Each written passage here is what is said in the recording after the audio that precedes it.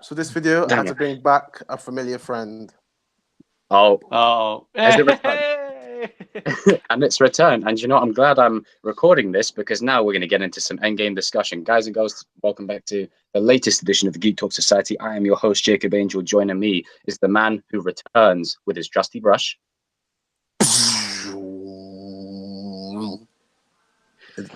You look like a Jedi, like a cosplayer.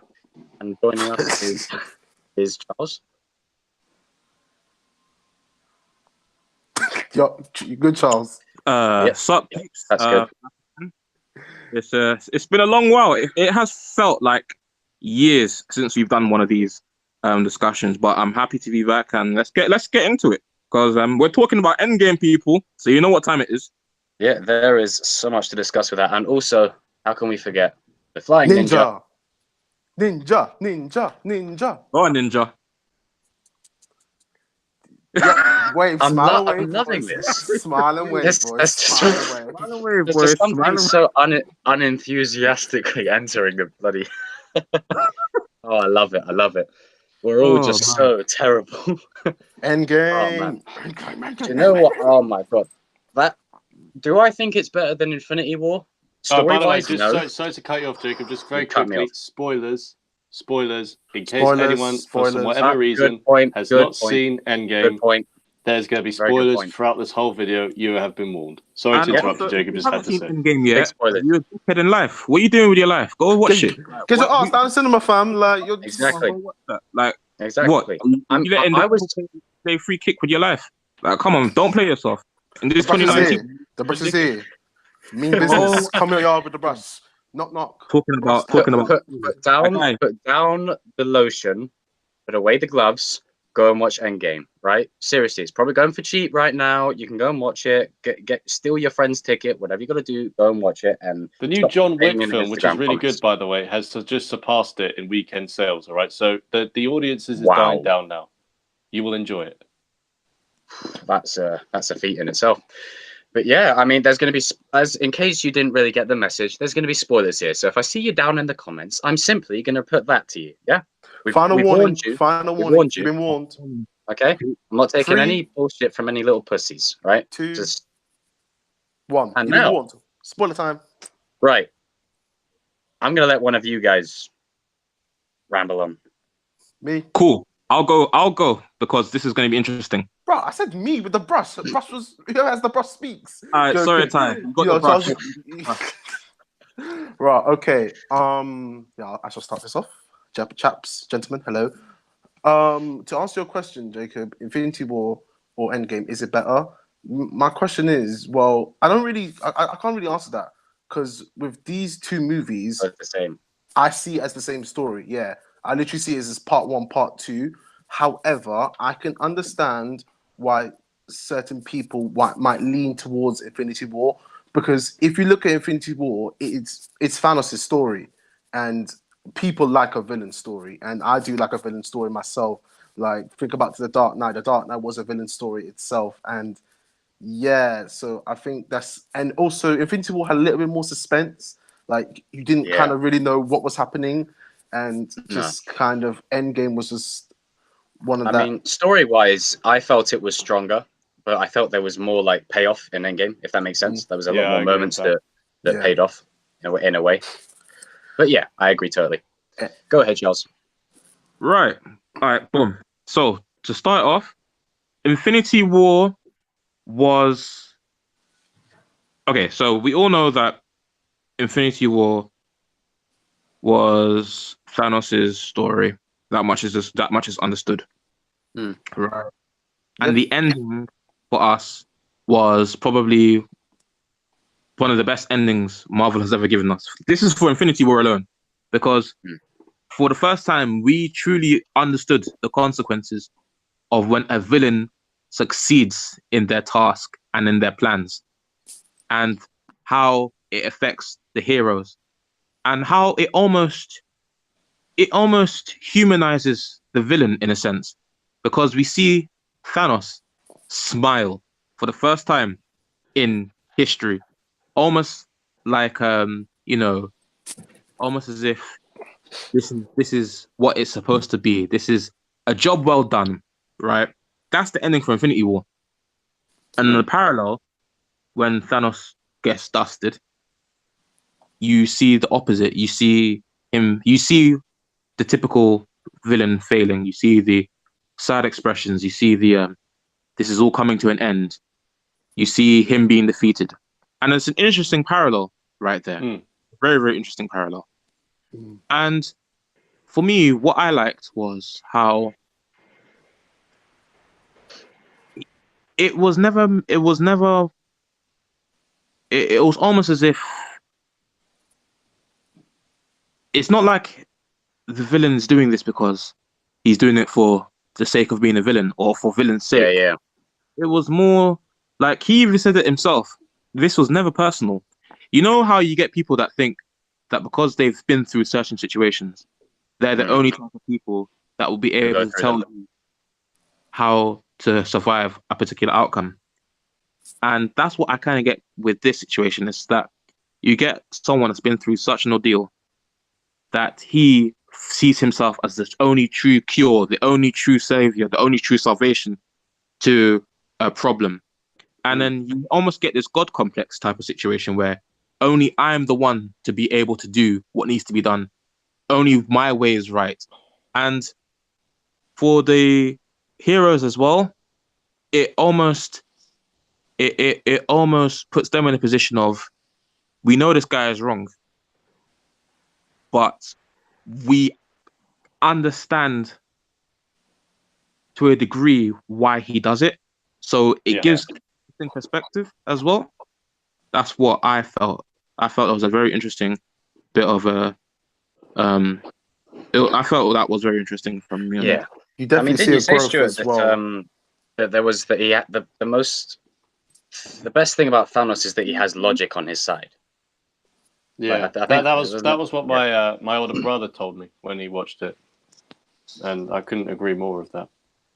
That's what makes him such a compelling and interesting villain, is the fact that he's not just like, oh, hey, I'm evil for the sake of being evil, like you said, Charles. He has logic on his side. He truly thinks he is a good man in what he's doing. Yeah, like it almost humanizes him, because you see how he gets to his decision and how he ends up doing what he does. He doesn't just wake up one morning and think, I want to snap the universe. There's real motive there. And also, if you actually think about it, right, he's actually a memorable villain. Like, you actually remember what his motives are. Yeah. What Marvel villain? Okay, if we were to go back, right, and watch all the Marvel movies, well, not watch all the Marvel movies, but if we were to go back generic about all the Marvel villains that we've watched, right, how many of them do you remember, and how many of their motives can you recall? I remember Zemo, and obviously his motive was purely for, obviously Zemo wasn't particularly a favorite villain of mine. I felt he was good, but like his motives, like I can kind of remember, because like the dude literally broke up the Avengers, and I was just like, I kind of admired him for that. Like, he was just an average dude, and like he did that, so that's why. But memorable wise, I wouldn't say he's in terms of being on par with Thanos. I don't think any of them are. I mean, Zemo was the catalyst for the Avengers splitting up. Loki basically wanted the throne, and I'm glad that Loki had a character development to go away from that and become a regular. But in terms of being a villain, I can say the only ones you could probably stake a claim for is Loki when he's early on, maybe Hela, because of just how like powerful she is. Killmonger had a good counter to Black Panther and all that. Killmonger, but I think in terms, was all right. The thing is, what with me personally, like, I can remember a lot of the Marvel villains because we're obviously fans of these properties, so we're gonna remember a lot of it, because we're fans. We enjoy these movies, well, the majority of them anyway. But in terms of motives and like why they're really doing, what's the reason behind what they're really doing, Thanos is really the only one that I can. He's in a league of his own. I mean, I said in my review that how like in terms of pop culture over the last few decades, the regulars are Darth Vader, Megatron, Sauron, you know, these kinds of characters because they've been around for years. Thanos is now in that bracket. If not, very true. Right, that's very right true. up there. The dude's even in Fortnite, for fuck's sake. Like, I mean, for Christ's sake. Thanos is definitely one of the best movie villains I've personally ever seen. And you see his growth, you know. You see his growth because, like, these Infinity War, from when we saw him in Endgame, because remember, in Endgame, that's the past Thanos. You definitely see there's two different kind of people there because I feel maybe in time he learned he needed reason and he kind of need to understand why I need to do this and what he's doing. Like, I feel like that Thanos then, the Endgame Thanos, he was just kind of bent on rage, like domination, like but like his ways and his reasons through Infinity War are kind of they're bad. Don't get me wrong, but they're a little bit humble at the kind of same time because remember it was that one line he said. I can't remember what he said. He said something about I don't see it as destruction or something. I see it as mercy. Yeah, that. So it's just. I mean, he's in Endgame. Like, I mean, in Infinity War, I preferred him because obviously, as you said, it's his story. But I just felt his drive was more clearer. In Endgame, he was going off of what he saw. And the one regret is that we didn't get to see, obviously, Thor, you know, slamming his head off and whatnot. That was cool. But I would have liked to have seen that Thanos see all of his work undone, like that Thanos. But it was still like, as you said, with parallels, Charles, and all that. That, you know, when all of his people around him were getting dusted, he didn't cower. He just accepted that it was inevitable. Yeah, he accepted that his loss was inevitable, and he just sat there and he literally did see the parallel. Like he almost didn't fight it. Like he accepted his fate as for what it was. And I think that's also what humanizes him. Like he doesn't do the whole super villain no or scream out in rage. I'll be back. Yeah, he doesn't do any of that stuff. It's just very like he's just very. That's it. Yeah, for a super villain, he was very peaceful the way he died.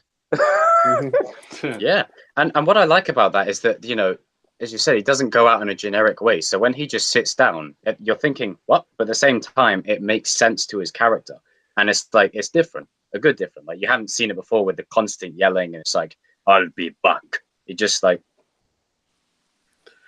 Credit to Josh Brolin, by the way. Not much. Yeah, he made Thanos fucking intimidating. I mean, not much, especially with a CGI character, like, you know, there's not much, you know. Yeah. You know what? They had to get that so right. Like, if they fucked up, that would have been a big problem. But they got it. They nailed it. Like, the CGI was so crisp on him as well. That was important that they got that right. Not to get too stuck on Thanos. I would like to delve deeper in the whole Endgame plot, particularly the whole time travel thing and the ending. So for the time travel thing, I thought that was pretty exciting because they have stated that when you go back in time, it doesn't change your future. You just create new timelines. And as soon as I heard that, one thing came to my mind: Kang the Conqueror. That's next, I think. That came to my mind when I heard that. I was like, Kang the Conqueror, you motherfucker. And then also, they made it very, very clear that branch timelines can appear when certain things in the past are changed. So it's like multiverse theory, which is effectively what they're going on. Yeah. I think that's going to be the stage that they're going like for the next phase of Marvel films. Is they're really going to delve into that and all the possible outcomes. So, you know, even though in the film we did suffer some losses, I wouldn't be surprised if we don't see a version of Cap where he's with Hydra, or a version of Iron Man where he never has the chest piece, something like that. You know, I wouldn't be surprised. I don't think that Endgame is completely wrapped up. Like, I think the fact that they went back in time and created a new timeline or something There's an like excuse if they wanted to bring them back. possibly, or there could be a new threat that comes because of that. And also in itself, Cap, when he went back, he made an entire new reality as well. Like, yeah, he made a whole new reality for himself. And the thing is, at that time, there had to have been two Captain Americas. Yeah. The one that was fighting, one that was frozen, and the one that was and the one that was retired. But here's one thing I want to know, right? And there's a bit of a plot hole on their part. How the ever living fuck did they return the Soul Stone? That was Thank you. I think I read somewhere that you Captain America Red Skull will be like, yo, what's good? What's good? Yeah. That was the biggest. That I would have loved to have seen that scene, just like Cap and Red Skull just talking like that. That would have been good to be payoff, but don't always go where we want. But I think comic book. We already did, man. Red Skull, like, you motherfucker! Like Red Skull, literally just sitting there, you motherfucker, you're still alive. And he'd be like, "Yeah, I got my shield back, bitch." Can I just address something as well? Like, slightly going off topic, but still on Endgame. One thing that rather surprised me, just me personally, that remember this was a 3-hour film. Oh yeah, and I wasn't bored once. Nope. Throughout the whole film, like even like in other movie normal times, like if it's 2 hours or an hour and like there's parts where you sort of like exactly there might be parts where you're just like, okay, it's a bit slow, but it's understandable just to get a bit more characterization. But with Endgame, it was so brilliantly done in a way that every single scene had meaning and had true purpose to it. I don't know if I'm talking out my arse here, but it just, I was so invested, apart from a few scenes, I was so invested in pretty much every single scene. Yeah. I mean, it's for me particularly, right? What I liked is that the heroes had closure. So Captain America went back in time, and he saw Peggy again. Thor got to see his mother again.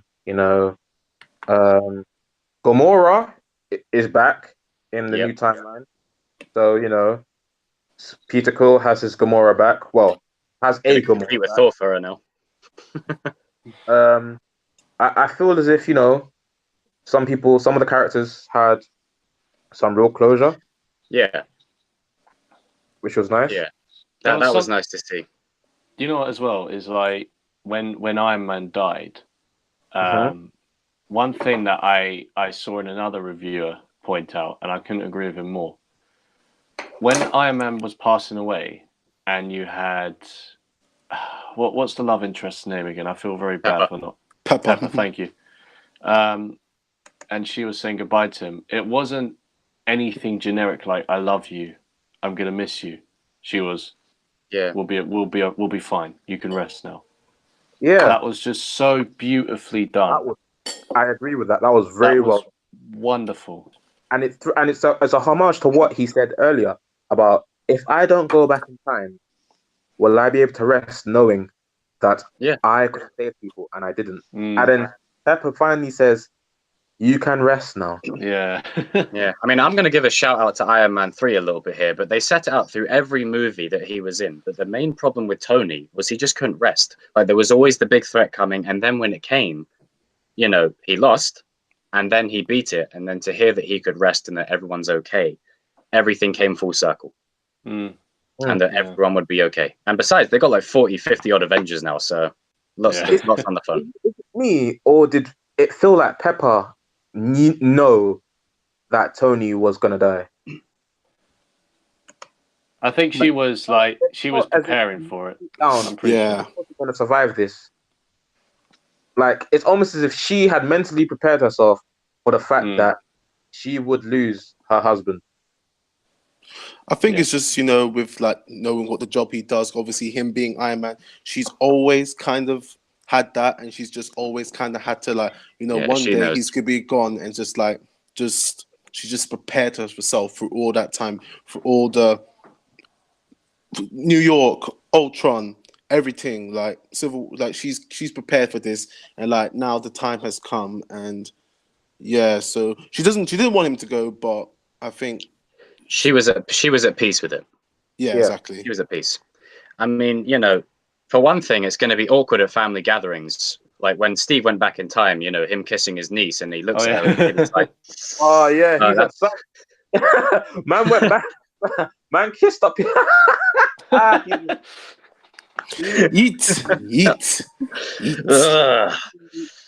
Man said, "Yo, I'm gonna kiss up your cousin. And I'm gonna go back in time to bang you as well." What a player! They talk about. They say Steve Rogers is like the 70-year-old virgin or something, but he really is a stud. Boy, he went back in time and done his thing, man. You know what I also found hilarious? You know how Sam wanted to go back in time with him, right? He's going back to the 40s. He's gonna die. He's gonna die. They're thinking, what is this? Oh, mate. They're thinking, yo, what the hell is this? I mean, on that, I think he's supposed to be over there. We don't want him over here. What do you mean? Man, I mean, hey Charles, what's your come back display picture? We're gonna be hanging on some trees, my guy. That's not what we're playing at here, bro. Hey, Cap, I need to go bathroom. Oh, you can't go this one. Yeah, I want to go to the bottom. I'm sorry, bro. Hey, Charles, what is it that's your Twitter display picture? Is like when Captain America wakes up out of the ice and sees black people. Oh, yeah, I've seen that meme. I've seen that meme. Everyone's seen that meme. He just looks at us like, wait, what? Man. I mean, the line. In all serious though. Go ahead, Jake. The line of him, like, you know, of when he wanted to go back with Steve, you know, I think that makes it even more beautiful that he gave Falcon the shield. People are trying to pin that down to us, you know, because there's this politics stigma at the minute. It's a load of bullshit. People are trying to pin that down to social justice. I disagree. That isn't. That makes sense. Falcon embodies everything that Captain America is. Yeah, in a way. But Falcon embodies everything that Captain America is. When he's first introduced, you know, that on your left thing, you know, it's a good little thing between them. And for Steve to pass it on that note, as you said, to a man of color, when he comes from a time where that would have been frowned upon, I think is so moving. And the bond between, you know, Bucky, Steve, and Sam, like that trio, it was beautiful. And, you know, Falcon will do the shield justice. You know? And he also has Bucky's approval, because like when he looks at Bucky, I think Bucky knew. I think Bucky knew. Bucky agreed. Like him, I think both him and Steve made the decision. You know what? It's better that Sam gets the shield. So, I mean, people are complaining that Bucky didn't get it, but it's like, you know, you've got to look at it. It's like you've got to look at it logically. Bucky's a terrorist. He's still fucked up on the head. Like, you can't give him the Captain America shield. Like maybe in future, but not right now. And Falcon, temporary or something, but no, not permanently. Anybody can get that book and go say Homecoming, and that. I mean, him and Falcon have got a TV show in the works as well. So, but that's good. They've got a good chemistry. That works. You know, they're always like hating each other. Address though, like, can we just appreciate that final battle? Because honestly, I mean, genuinely though, like as a whole, Endgame was just a pure love letter to the fans. It had a lot of fan service and it worked, and that's why I think that's okay. Because don't get me wrong, I know sometimes people can argue, one could argue, yeah, maybe a bit too much fan service is a bit too much, but I think in this case it worked for the story, and I think it paid off very well. Like all these things, like for example, when Captain America gets Mjolnir, you know, everybody in the cinema was cheering, guys. You know, when that happened, Ty, you were going mental. Tye'ronn was having a spaz attack when that happened. You know, oh yeah, I saw him as well. And it's just. And what's funny is that even though it's not funny, but like what's interesting is even though that is fan service, it was technically foreshadowed, like you said, Jacob, in your separate review. Like he almost lifts up Mjolnir in Age of Ultron. Sorry if I'm pronouncing the name wrong, but you know, always lifts it up in Age of Ultron. And here's the thing: I actually saw I know what you're going to say. Yeah, that when he was always worthy. Almost lifts it up, he actually could lift it up. But he didn't out of respect for Thor. And if that is true, that would be awesome because that would fit I'd give him another salute. That would fit Captain America's character so much. And like, also, so I know I'm rambling, but that my favorite shot out of the entire film is easily when Thanos' army arrives. It's got everyone, the Black Order, all the Outriders, all his ships, Chitauri and everything. Yeah. And you just see that wided out shot of when Captain America is just standing there, just looking up at this entire army. It was just unbelievable. Yeah. And then, they brought all of them back and they all went and kicked ass. And then Thor, can you read me on your left? On your left. That was a good moment. And then Thor dual wielding Mjolnir and Stormbreaker. Too much sauce. That was the Infinity War Thor. Like, Thanos would have been done. He would have been smoked. I mean, that's the part where like Cap has Mjolnir and he smacks his shield straight, like he smacks the shield and the hammer right back into Thanos' back. Yeah, that was pure Tekka's store. That was actually that was Tekka's. That was that was good, man. I love that, with Endgame and Infinity War being a thing, they've opened up the universe completely now. So they've got a lot of crossovers they can do and everything. Cap did more with Mjolnir than Thor did with Thor. Cap did more with Mjolnir in 15 minutes than Thor did in 1500. That's actually sad but true. I mean, when he conjured the lightning, I was like, "Oi!" Oh shit! But I mean, they had to give him something, because as much as I love Cap, like Iron Man had so much to do throughout this film for his character. Thor, it was about him regathering himself, and he got both of his bad boys back. Captain America needed something, he needed something for his final run. Yeah, definitely. And man, that was a killer battle. This was definitely a film for the fans also, because the amount of references, the amount of bullshit. My guy, bro, it should have been long. In my personal opinion, it should have been longer than 3 hours. I can't wait for the director's cut, because boy, am I copying that. I bet you it's going to be like 4 hours. Oh no, I didn't mean to make that. Wasn't a pun. That wasn't a pun. I promise that wasn't a pun. That wasn't a pun. That wasn't a pun. It's a light story. Right, that was a pun. Oh no. Oh man. I mean, can I just say that the part where what's it? You know what? I want a Ronin movie. Like that scene of where he's like, that's plus. Yeah, I mean, when he was slicing up the Yakuza, and you just see that shot of the gunfire, and it's panning across the buildings, you don't see what he's doing. I was like, well, Hawkeye, you kind of outgrown the bow a bit, didn't you, boy? Yeah, for real. You saw see what is I loved about this one, right, is that you saw, for the first time, you see the Avengers humanized. Like, you see their insecurities, you see their doubts. Like, not to make this deeper than it actually was, but you almost see, how mental health can play a big factor, on people's lives. Like, Thor got depressed. He started drinking. He was out of weight, and he was still worthy. Yeah, exactly. Yeah, only suffer from Joel, sorry. And anxiety. Hawkeye turned into a murderer, and Natasha had to be the She had to be the leader. It turned Natasha into, like, the mother figure. Yeah, that was nice to see, because she's, everyone's always said that she's played like sort of a second fiddle role. In this one, she was genuinely like the one they were all looking to, or taking charge of everything. And I just want to give I want to give a like for as little as, and do you want to know what's so wicked about this? For as little as she has done, well, okay, scratch that. Not for as little as she's done, but she hasn't had the most screen time, right? No. But she's probably more developed. She has been more thoroughly developed than most of the characters. Yeah, than most of the characters. Like, I mean, in that little social justice scene at the end there, I would have given that a pass if Black Widow was leading the line. Okay, here's another thing, right? Like she was the best female character out of these movies. I didn't mind that, but I watched another podcast called The Brilliant Idiots. It's with Charlemagne the God and Andrew. Oh, I've heard it. You have any of you seen that? I've heard of it through Twitter. Never actually watched it. What did they say? They said something very, very interesting.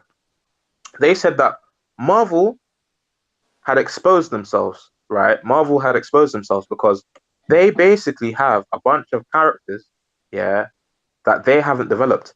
They're basically banking on the fact that we'll cheer for them because of the female cast. But none of them have given us a reason why we should care. No. Like, I mean, Black Widow's gone. You have two of the most. Okay, this is the point they're making. You have Scarlet Witch. You have Captain Marvel. They are the two most powerful Avengers. Period. Two of the most powerful Avengers are both female, and yet we couldn't give a fuck about them. I care about Scarlet Witch.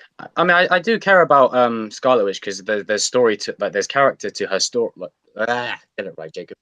There's story to her character. But Captain Feminism, as you said when we left the cinema, it's because she talked less and did more. It was the only reason she was more likable in this movie. Mantis, I was just like, what the fuck is Mantis gonna do? Fucking blink him to death? You know what was jokes? You know what was funny though? It's because originally Nebula are good though. I mean, okay. I guess my point is that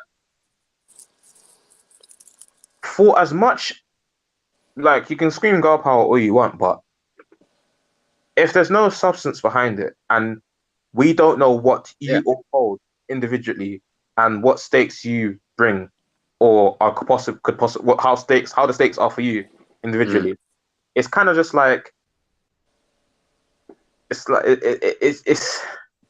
better to give time than just forcing. It just feels forced and fickle. That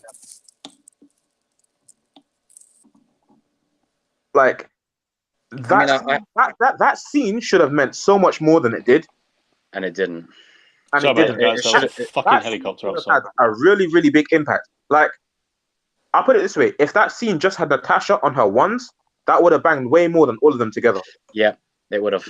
It would have. I mean, but I don't know. It's just because they're trying to ride this wave and whatever. But the thing is, and the thing is, they've still got to do good storytelling at the same time. They can't just throw women at you and say, "Hey, look, it's women." And that's the point. We get it. You get it. You want the representation. We're not mocking that. No, that's not the problem. That's not even the problem. We're saying is you need substance behind it. You've got to give us a reason to care for them. You can't tell us to care. Here's the thing. I'm just going to throw my 2 cents on that scene.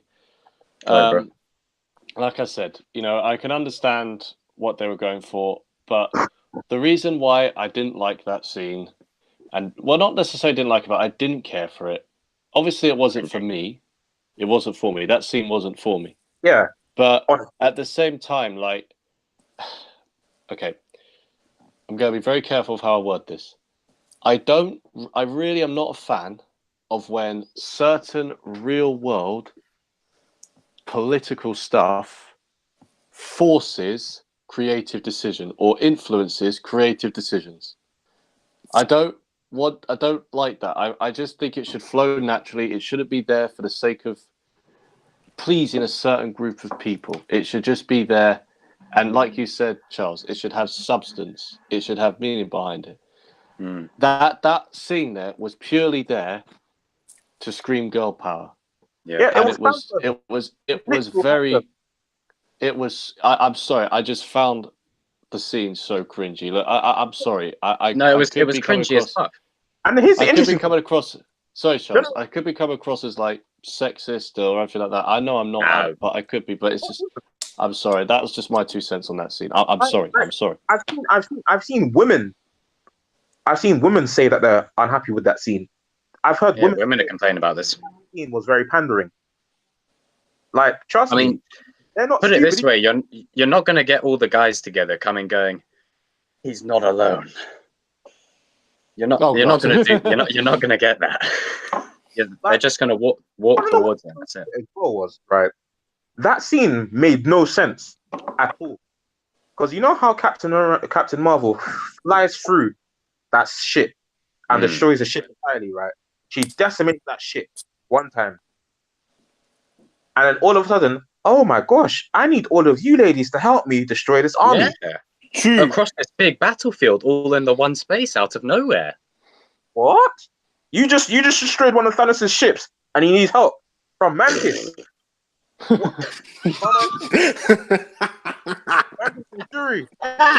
What?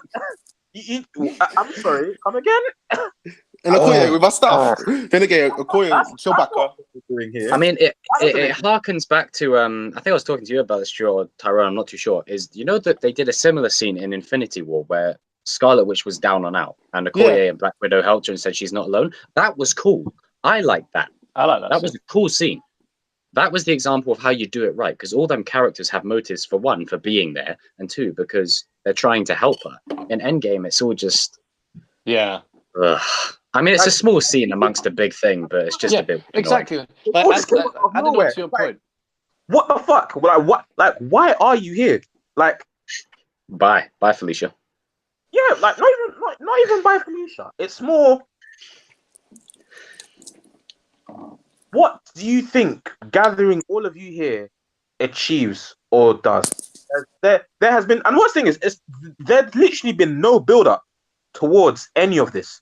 It just came out of nowhere. It came out of nowhere. It was like John Cena's RKO, fam, right out of nowhere. And what's the thing is, you know, they're looking at you as if we're supposed to care about the scene. Naji, that's not how it works. Put effort. Shuri, an amazing scientist, an amazing inventor. We get why she's there. Cool. Scarlet Witch, Captain Marvel, we get why she's there. Nebula, we get why she's there. Man, like the Wasp and Mantis and even like Valkyrie's cool and all that, but it's just like they're all shoaling together like fish. But I'm thinking to myself, you're all getting corned, fam. What the fuck? Like, I'm sitting there and I'm thinking to myself, out of all the people that are there, only 3 of you could possibly put actual dirt in, and that's yeah, that's true. That's actually true. Scarlet Witch, Captain Marvel, and Pepper Potts in an Iron Man suit. The rest of you lot, on my life, you're all dying. Like, you're all actually dead.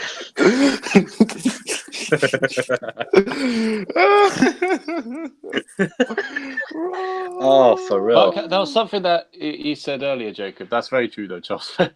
There's something that you said, though, Jacob, that, like, even though that scene, that didn't ruin the entire, like, battle. It was still awesome and fantastic. You know, it didn't ruin anything. In my eyes, anyway. No, I mean, it was just a small scene. You know, it was a small scene amongst a big thing, and it was there as a political statement and nothing more. And I can still enjoy the film, but it's just like, you know, come on. Yeah. That's the thing. When you just do it just for the sake of it, like, people see right through it. Like, the women, people aren't stupid. Like the women aren't impressed. They feel as if you're pandering them. Like, they know it's not genuine. Like, we know you did it as a cash grab, and it's just like, we know that. Like, as I said, Marvel have been exposed because now people can see that they don't have any character development for any of their female roles. Marvel are known for having wicked and bad female characters. Wicked and bad female characters. Marvel are known for that. We have She-Hulk. We have Elektra. We have Jean Grey. We have Rogue. We have wicked and bad female characters. And, you know, with wicked and bad plot lines, storylines, and everything. Yep. And with this one, it was just like, here you are. I mean, make of it as you will, but feel free to have a cup of tea. Yeah, it was just like, you're giving this up. You're giving this to us. We know why, but please understand. We know that you doing this shows that you have not given them any development. No. It was an afterthought. That's a good point, though. I didn't think about that. It's a good point. Marvel has actually been now exposed for showing that they have no character development for any of their main female characters. Yeah, they dug their own grave with that. Like, none. Like Marvel have to take this L and going into it, because, you know, when I saw that, right, I thought to myself, for the love of all things that are right within this universe, please don't make this the new A-Force. But it's like even on Twitter, like every day, like they're always tweeting out pictures about it and everything. And I have a theory. That Captain Marvel would have been based on the reception to her film. I think there would have been two different endings. I think Iron Man would have died either way, but I think Captain Marvel would have had a bigger role against Thanos. And I think they saw the fan reception and thought, no, we can't do this. That was good. I mean, when he sent her flying with the Power Stone, I was like, oh. I've got something to show you on that one, actually. I was so satisfied when like, because when I saw it the first time, and I saw like Captain Marvel was sort of getting the best out of Thanos, I was like, no, and he's headbutting, and she's just don't you dare. And then Thanos my skin was shaking. And then Thanos is like, fuck this, gets the Power Stone, sends her flying. I was like, thank God. Someone needs to put this bitch in check. I mean, even before that, it was like the first time where he grabbed her arm and he threw her across the... You know, as well, because she was talking like she was that bitch. She was like, yeah, you man flopped because you didn't have me. Yeah, and my guy War Machine putting her in check. He was like, hey, new girl, everybody in this room. Man, so what do you mean? What do you mean? Do you know what? That's the thing. To get on the things of all things positive is the actor who plays War Machine, Don Cheadle. And shout out to War Machine because he was good in this film. Where he's like, maybe we find baby Thanos, and he was like, he said this is the first film he genuinely felt like an Avenger. And I couldn't agree more. Yeah, and I couldn't agree more. This film gave so much justice to War Machine's character because, I mean, in Civil War he had more to do, but he was still underutilized. Infinity War he was only there at the end with Falcon in the war, but in this one he was used throughout, and he had a lot of cool moments. Smacking Star-Lord and saying so he's an idiot, the Thanos bit, and the new like I Am Patriot style armor. That's what that looked like. Where did that come from? And also he put Captain Marvel in check, so he gets brownie points from me. Can I actually address? Sorry, Charles, go ahead, because I was going to slightly change the subject. So go ahead. I was going to say Marvel are some cheeky bastards because the way that they manipulated the trailer to what we actually got, they threw us off so well that I'm mad, but I'm not mad. I mean, for example, the shot in the trailer where Hawkeye's running underneath and you see the flames go behind him. They said they wouldn't show any footage from like a certain part of the film. Yeah, but that's him running with the Infinity Gauntlet. So they basically edited that out, so we didn't know, and that's just genius. Certain parts of some of the trailers leading up to Endgame was from the final battle. Yeah. Oh yeah. I had it pegged that was all going to be them going to Thanos, go to his ship, fight him, lose again, or something like that. That's what I thought it was all going to be. But hey, pleasantly surprised.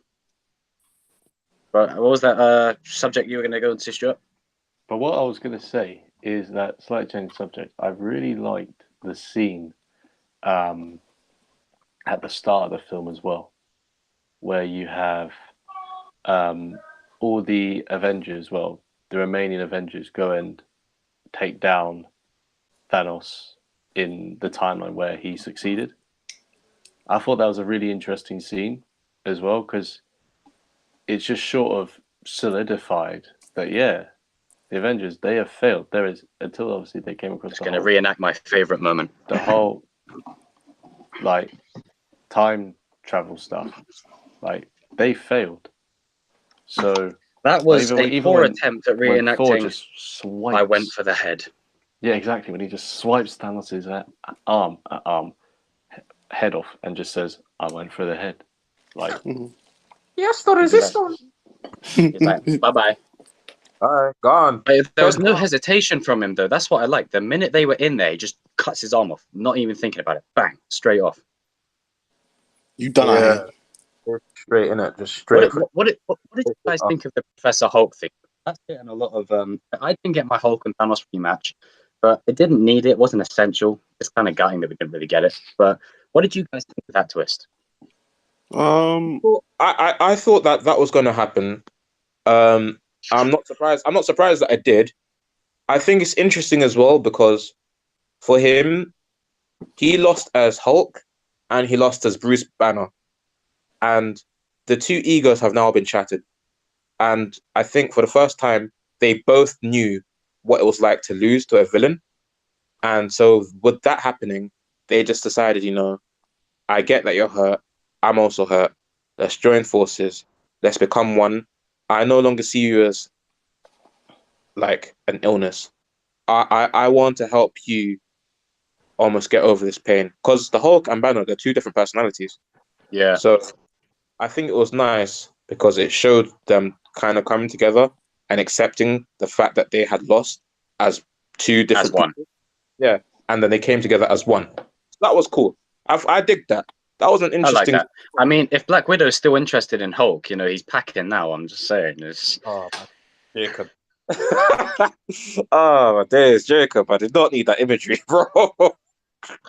I mean, Thor got a look at it in Ragnarok. Oh yeah, my Lord. That's the inappropriate Jacob joke of the hour, folks. Oh my days, man. But I like what they were going for. Like, Bruce was relishing in it. It was nice to see Bruce, like, the more nerdy kind of guy of the group. He's like, oh girl.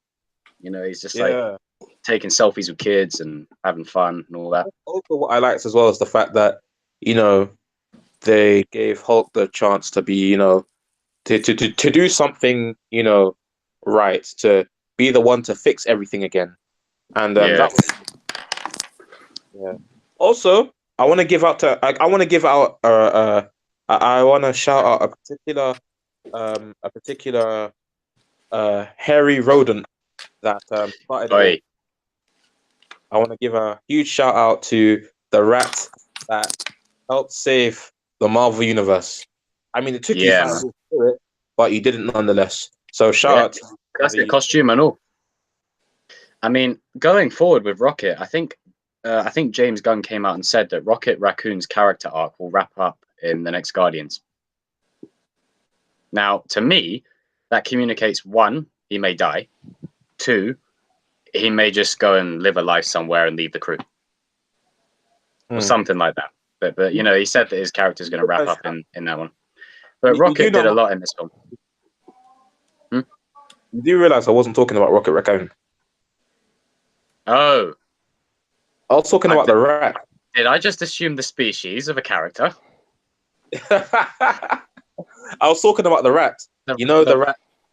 Yeah. The rat that was in... Oh, that released... I was talking about that. I was saying shout out to... Oh my God. Yeah, like if you really think about it... Bro. I was talking about the rat. If it wasn't for the rat, the universe would not have been saved. Yeah. Do you know what? Shout out the rat. They had to come up with some really bullshit way of how Scott would get out the quantum realm. Because you remember when we were discussing it the last time? Yeah, that's what I was saying. I was thinking, what kind of bullshit? That's what they gave us. That's literally what they gave us. And then Tye'ronn's like, oh, it's going to be a long story. And then I said, oh, it's going to be a long story. And then we're like, oh, no, Jacob shit Pundian. And they actually did that. They actually did some bullshit with a little rat just going over the buttons. Like, yeah, that was that. They actually did that. That was God. That was stupid. But yeah, it's stupid, but I kind of like it. It's just one of them accidental things where it's like, oh, the one in a billion cosmic fluke. As Gabby saw a lot of him as well. Scott Lang a bit in this film as well. Yeah, I think he's a fan favorite now. Definitely. But another thing is, such a fun character. It's a minor thing, really minor. But in any like Avenger film interaction, Civil War or Endgame, why is he not using ants? You've noticed that? Well, I mean, the general consensus for Ant-Man's character was that he was going to go up Thanos' ass, and but yeah, thank God that wasn't the case. Yeah, thank God that didn't happen. I'm glad that. It's a minor question, but like he doesn't use ants like they're like his main source of weaponry. But yeah, no, I think more time they just leave that for like the solo movie. Yeah, I think him being Giant Man in the battle works more. Oh yeah, most definitely. Well, I mean, I think this was the biggest he's ever been, isn't it? Like he was massive. Yeah, he was knocking down ships and all of that. So I'm assuming so. He stood on that Black Order thing. He was just like, yeah. One minor thing. Like when Wong said, like, "Oh, you wanted more." Like I was expecting the portal with the defenders coming out. I was like, I mean, I've heard rumor that they were genuinely being considered, but I don't know. I think apparently some executive. This is just a rumor. An executive said that they're not known well enough, or something like that. And I was like, man, Punisher would end Thanos in like 3 seconds, man. You're putting Mantis in front of our faces, but not Frank Castle.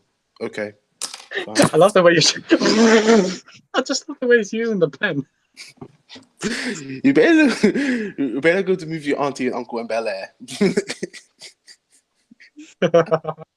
Oh man, but in terms of like maybe rounding this one off, how would you guys rate it out of 10? 9 out of 10. Yeah, for real. Or 8 out of 10. 8 out of 10. I mean, I gave it out of 5 geek points, but we can do 10. I'll give it a solid 8.5. 8.5. You see, it's gone up to my second favorite MCU movie. It was gonna be my first. My first favorite MCU movie still got to be Guardians of the Galaxy 1, because just that movie in general, just stuff felt that movie changed the MCU. Exactly. Like, every film after that wanted to be Guardians. Exactly, and just looking at you, Thor Ragnarok.